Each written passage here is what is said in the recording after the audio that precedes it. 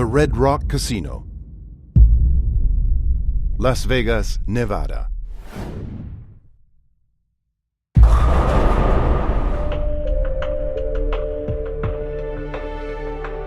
Home to the World Series of Bowling, where the world's greatest bowlers congregate to measure their mental and physical endurance. This year's World Series features numerous PBA title tournaments, including 2 major events, and culminates with the Tournament of Champions, which boasts the richest cash prizes in the PBA's long and storied history. Over $1 million is on the line. To put this into perspective, consider Mark Roth was the leading PBA money winner in 1978 with $134,500. Walter Ray Williams Jr. was the leading money winner in 2009-10 with $152,670. The winner of the 2011 Tournament of Champions will be awarded $250,000. The stakes are unprecedented in the bowling world. It's another tournament. The money means nothing if you can't get to the finals. The money means nothing if you can't get to the TV show, and the money means nothing if you can't win. Yeah, it's a lot of money. $250,000 is, for bowlers, it's a lot of money. It's life-changing money for us. You know, we're not used to bowling for that kind of money. To tell you that I wouldn't be thinking about it, I'd be lying.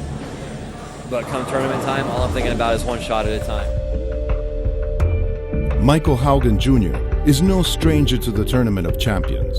In 2008, Haugen won the event in dramatic comeback fashion over tour stalwart Chris Barnes.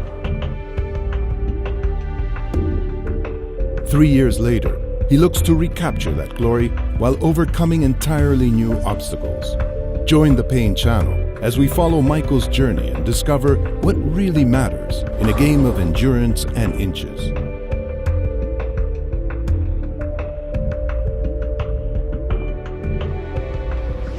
I started about age 5. My grandfather used to go when I was a kid, and I always wanted to go, but you're too small, Michael, you can't go. When I was 5, he said, okay, I'll take you.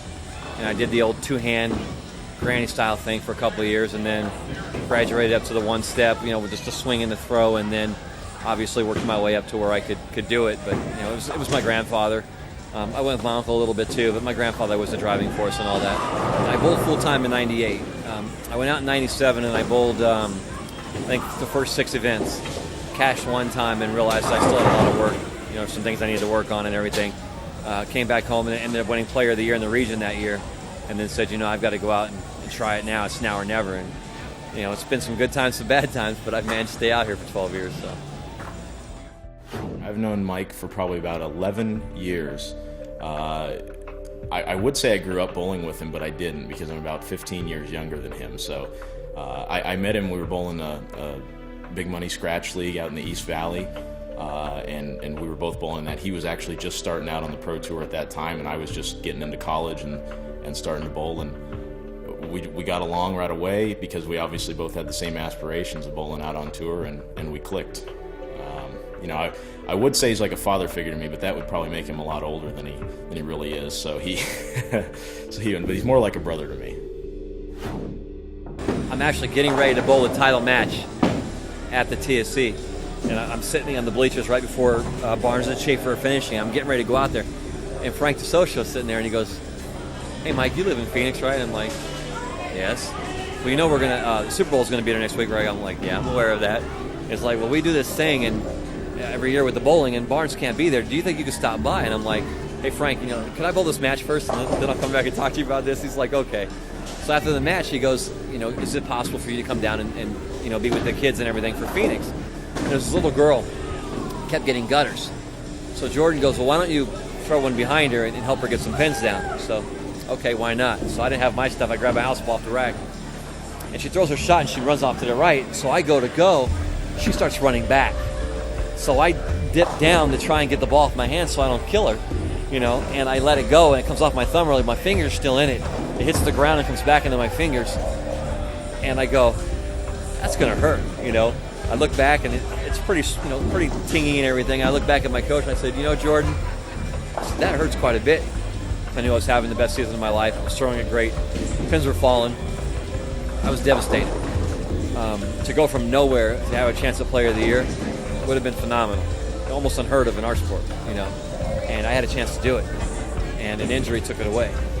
Bowling is a repetitive motion sport. And over half of the athletes that I'll see in my office, I see because of repetitive motion injuries. Simply put, we're talking about injuries to muscles and joints with extended long periods of use. A bowler like Michael is asked to carry this 16-pound ball and then throw it repetitively over and over again with precision accuracy to the pins. Over time, with all of those usages, you'll have injuries to the muscles and to the joints. It's inevitable. He told me his knee had been bugging him for a couple of weeks, and I didn't know. I hadn't really seen him too much before tour. I drove there by myself, and it was really, really interesting because he bowled practice and he had a knee brace on, and he says, well, it hurts a little bit, but it's not too bad. It's a little bit swollen. Well, that night after the practice, I believe it was after the practice session, we had a 2-room suite in the hotel, and I was on the computer, and Mike says, oh, it hurts a little bit, but it's not too bad. What do you think? And he walks out of the room, and he's showing me his 2 knees side by side. One of them looked like a basketball or an elephant. I mean, it was huge. It was this big compared to his other knee. And he looks at me and goes, what do you think? They're not. It's not that bad, right? I said, I think you need to ice it. I think you need to go ice that.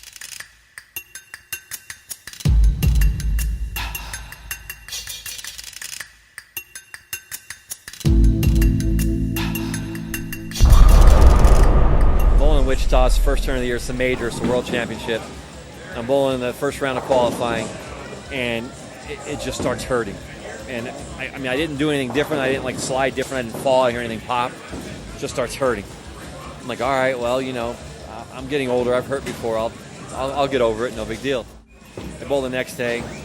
Really can't do much with it. Bowl the third day. Still can't really do much with it. The tournament's over. So I'm like, okay, I got to get this fixed. I got to get it looked at. So I go to Omaha the next week. I go see a doctor. Takes an x-ray. He says the x-rays are negative, so you didn't break anything. He says, but obviously there's something wrong there. I mean, your knee's huge, He drains it, gives me a shot of cortisone. He says, if this works, you're good to go. If it doesn't work, get an MRI. I bowl that week. I make the match play. I'm thinking, okay, I'm fixed. I'm good to go. Come Saturday, and he's back to swelling again. I get the MRI done. Well, I don't get the results back till Monday. I'm bowling the tournament in Detroit. I make the match play, and I get the news, you tore your ACL. I didn't completely tear it. It was just a partial tear. But I still tore it, and still hurt. And basically at that point I had to make a decision. Do I want to keep bowling on a torn ACL, or do I want to give up the year, go home and try and get it fixed and so forth? So I opted to go ahead and go back to the doctor and see what he had to say, and then obviously come back home, and that's when we got in touch with each other. Michael's unique delivery presents a significant challenge for him. Whereas most professional bowlers will slide their foot on delivery, Michael plants his foot. Over time, that planting of that foot causes significant stress on the joints in his leg. Here's the repetitive motion injury part. With several games, over time, day in, day out, tournaments, around the clock, that repetitive motion injury has nearly destroyed the ligaments of his knee. I wasn't sure how my body was going to take. I didn't know if the knee was going to give out at any time. I'm rolling the dice, but that's my living. That's what I do. You look at Favre. He played 293 or 297 consecutive games, and it didn't matter what was wrong with that guy. He got up and he played. Well, I'm kind of the same way. If I can walk and I can throw it, I'm going to throw it. I'm a competitor. I like competing, and I don't like watching.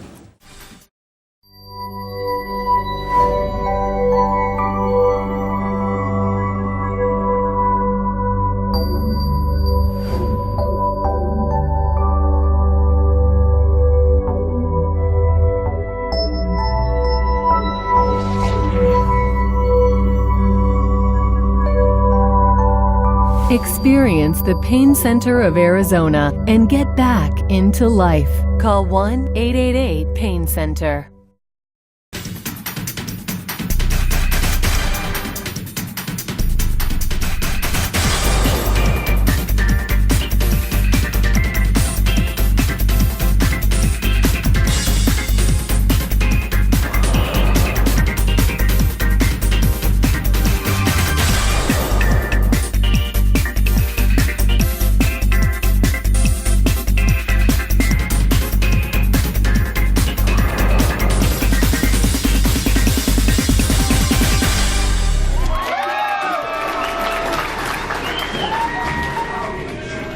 Soon after, Michael qualifies for the PBA World Championships.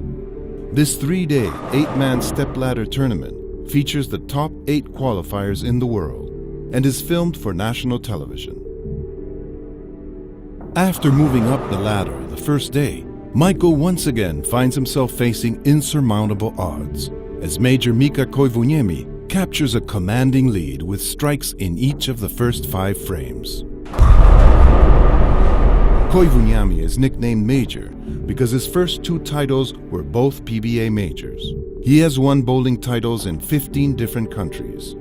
Ice runs through his veins, and yet, with seemingly no shot and a daunting deficit, Michael continues to fight.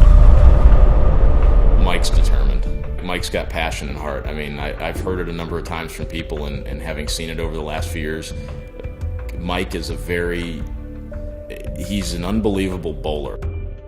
We both started with a double, and then I didn't strike, and obviously Mika kept striking, so he was ahead. He left that 7 count.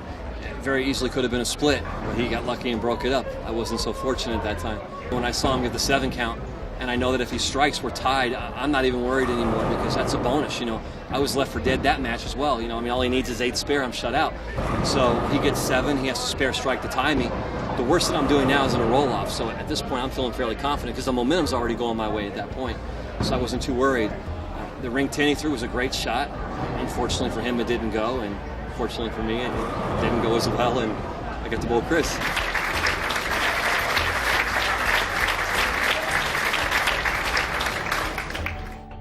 After defeating Koivuniemi by 1 pin, it is time once again to face Chris Barnes. Only this time, the results are decidedly different. How can you be mad when you were fortunate to win one match and then you're not fortunate to win the other match? It wasn't like I lost that match by a pin. I mean, Chris bowled 240, you know, so it was still a good game. Whether I, got that break or not, I still had to shoot 240, and those 2 previous games were 233, 233. I hadn't beaten Chris's score yet, so I really have no right to get upset, you know. I mean, it's one of those things, if you play this game long enough, you're going to get good breaks, you're going to get bad breaks, but, I don't let it worry me too much. I mean, I'm playing a game for a living. I'm having a great time. I'm a young man playing a game and getting paid to play it. I got no worries, man. Life is good.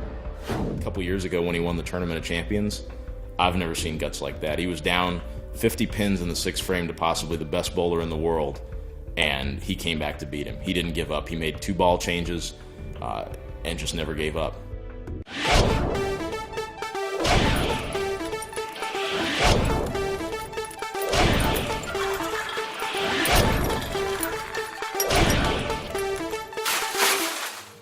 Mentally drained by the World Championships, Michael heads to the qualifying portion of the Tournament of Champions and immediately struggles. Heading into the 53-man cut, Michael finds himself on the bubble. The 2 games I bowled in the fresh, I shot 240, 260 to start the tournament.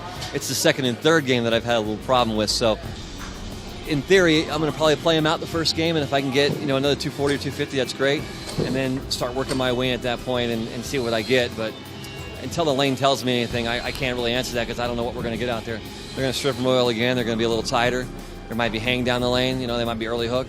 So I don't know what adjustments I'm going to have to make until I'm actually on it, but I'll be prepared for it. It's up to him. If he don't have it by now, I can't give it to him in 2 seconds.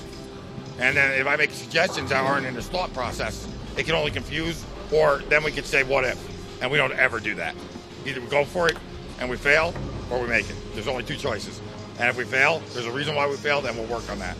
If I continue to do what I'm doing, I'm only going to fall further only going to fall further away from the cut. You have to do something different when things aren't working, and it may work and it may not work, but if you're afraid to try, you're not going to succeed. There's nothing wrong with trying something and it not working. You just keep trying different things till you figure it out. Sometimes you get lucky and you guess the right way and it works. Sometimes it takes a little longer to get there. Luckily for me, I got there quickly. On the next cut, he is not as fortunate.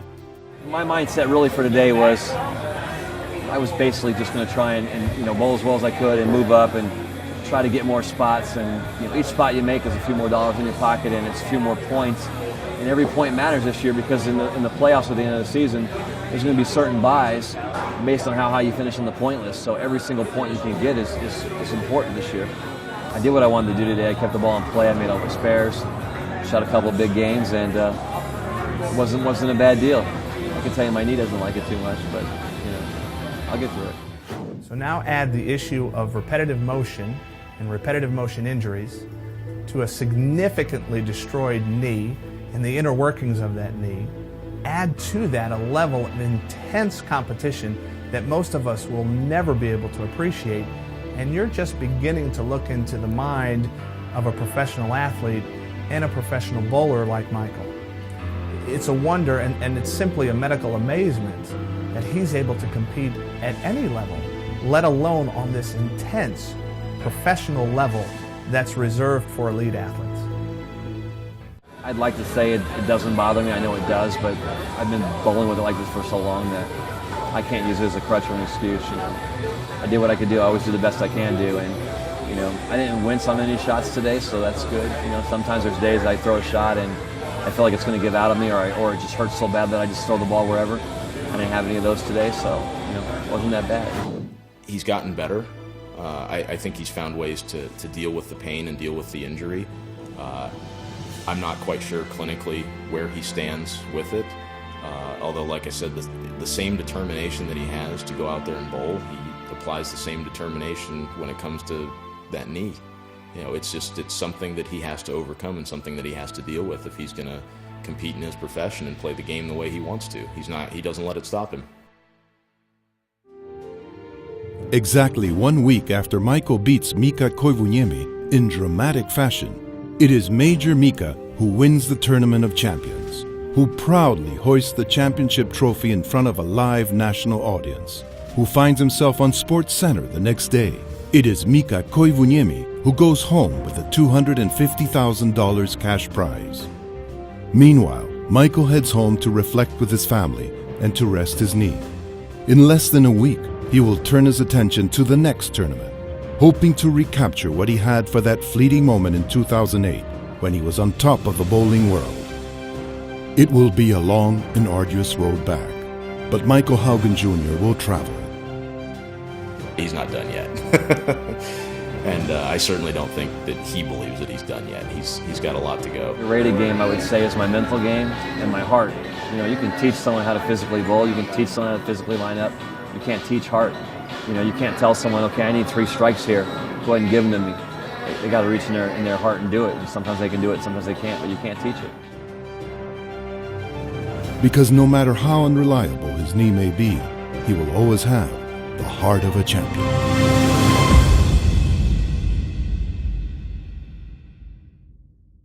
When you room with Mike, I've never been in the military, but I would say it's probably akin to being in the military. Everything needs to be perfect in that room. You need to have your space, he needs to have his space. We could just draw a line down the center of the room sometimes, I think. But in the bathroom, he's very particular about where certain things go. My toothbrush can't go on the left side of the sink. My toothbrush can't go on the right. It's interesting, but I started messing. Once I figured it out, I started to mess with him just to see what would happen. And he caught on right away and wasn't very happy, but I still do it. It's entertaining for me.